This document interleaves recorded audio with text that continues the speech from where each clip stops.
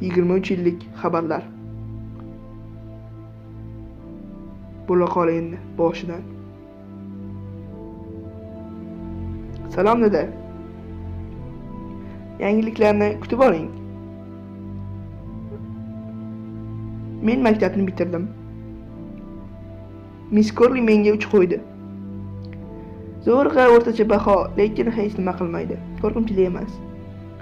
Bobom so'nggi qo'ng'iroqda bo'ldi. Men bir qizni uchratdim. Men o'ylaymanki, u men qidirgandek. Uning ismi Noes. Mana u. Sen bobomning mashinasini ruxsat oldi va uni urdi. Lekin o'zida hammasi yaxshi. Salom dedi. Buni qarang. Siz bobo bo'ldingiz. Uning ismi Jessi.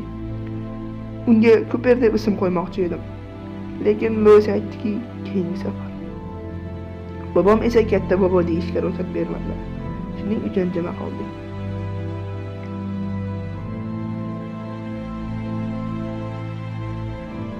Bobonga xayr qil.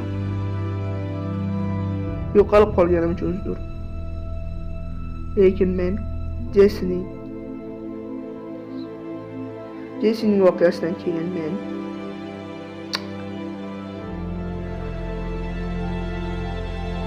o'tgan hafta bobom o'ldi. Biz uni oyimning yoniga ko'mdik. Jessini sizni ham ko'mardik agar siz bu yerda bo'lganingizda. Sem dafn marosimiga keldi. U bilan kam ko'rishamiz, lekin u marosimga keldi. Siz buni eshitmaysiz, men bilaman. Hamma xabarlar shunchaki uchib ketadi. Qandaydir qorong'u joyga. Lois aytayaptiki, men sizni qo'yib yuborishim kerak ekan va xullas.